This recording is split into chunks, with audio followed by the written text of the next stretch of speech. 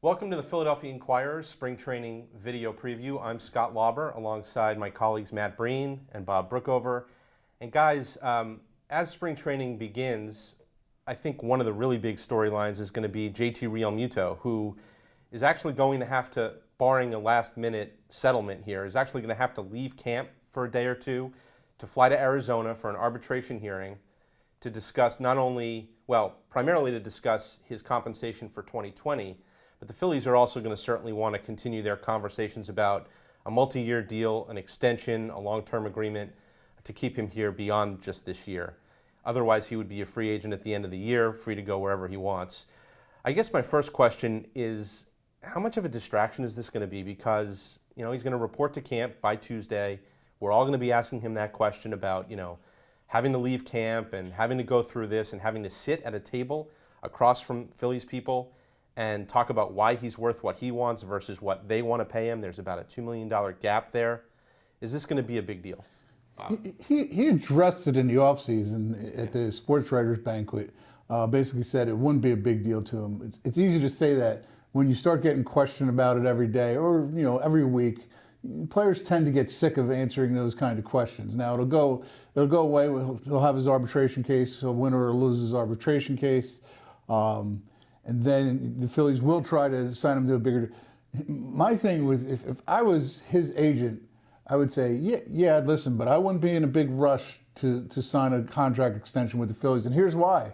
You know, the Phillies are in a division with some good teams and didn't do really that much to get better while, you know, he watches the Dodgers and things like that. JT is going to get his money somewhere. And I might want to see, if I'm him, whether the Phillies are a team that's going in the right direction, ready to win. If they go win 81 games again this year, you know, is he going to be really that eager to come back? So if I'm his agent, that's how I'm advising him at this point. Yeah, I don't think it's going to be an ugly arbitration case. The Phillies are not going to slander JT Realmuto in there. I think they expect probably to lose the case. He's the best catcher in baseball, and that's by the Phillies' definition. They've said it all season. He was the best catcher in baseball. So now, if Top 10 right now has him number 2. Yeah, but the Phillies. So the team fighting the case. So if I'm his agent, like you said, if you were his agent, I'm in that case. I'm saying these people across the table from him, they already said he's the best catcher in baseball. So now pay him like he is, give him the $10 million that he wants in arbitration. But $12 million. I'm shortchanging him myself. But if I'm JT Realmuto, you're this close to free agency. Why not test the open market? And maybe you end up coming back to Philadelphia, but you talk about the NL East. A lot of teams in the NL East could use a catcher as well. A lot of teams across baseball could use the best catcher in baseball. Why would you sign in March when you can just sign in October for a lot more money? Maybe the Phillies blow him away. I mean, Joe Mauer's the case of all time. It didn't work out for the Twins because he had concussion problems. But maybe the Phillies blow him away money-wise, and that changes his mind. But, you know, if they don't, you know, if they're going to give him Grandal kind of money, you know, maybe I wait and see. Yeah, I've been told by someone that the name to pay attention to with regard to Realmuto is Paul Goldschmidt. You know, Paul Goldschmidt got a 5-year extension last year when he was at the same stage, a year away from free agency. It was about 130 million-ish, I want to say. That's sort of what Realmuto's looking for. Any notion that he wants to, you know, he'll do it for 100 or he'll do it for out the window. Like he wants, I think he's got his eye on the AAV record for a catcher, which would be, I believe, $23 million a year. I think he wants 5 years. Goldschmidt's kind of the name that's been sort of thrown out there as, you know, because of the stage that he's in and how close he is to free agency, is the one to pay attention to, rather than some of these other catchers who've signed deals at various points along the way. And I agree. I think that the discussion of a long-term contract is way more interesting and potentially way more of a distraction for Realmuto than the arbitration hearing. That's business. He's looking to raise the bar for the catchers who come behind him into this process. The Phillies and MLB, to a certain degree, are looking to keep the bar as low as they possibly can. So that's a push and pull that's going to happen. But, you know, we're talking about a player whose experience in Philadelphia is limited to just the past year. So it's not like he's tied to the Phillies. He wasn't drafted by them. He didn't come up with them.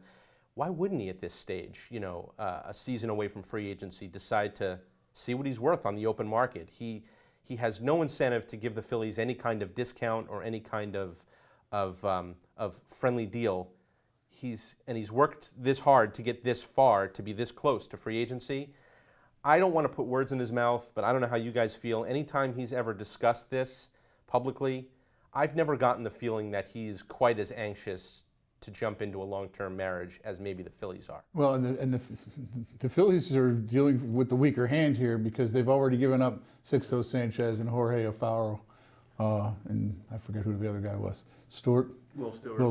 Will Stewart. You know, Sanchez, giving up Sanchez and Alfaro, big giveaway there. I mean, you can't 2 years after that watch JT Realmuto walk away and feel good about it. Yeah, hard to see any leverage that he does not have in this situation when it comes to negotiating with the Phillies. So it all leads me to think that it might not be as tidy of a multi-year extension as people are anticipating. And he said about the arbitration, like you mentioned, that he's fighting an arbitration for the catchers that come behind him. He'd be fighting for the same thing in free agency. We're talking about Joe Mauer, that was so long ago at this point. JT Realmuto is going to try to pass that to be the new standard bearer, just like Bryce Harper did for free agency. And now look what came after him, how quickly he got passed. Realmuto could be setting the same kind of standard. The union wants those guys to do it. It's really important. I can remember when Jason Worth signed and everybody's like, oh, he's going to the Nationals.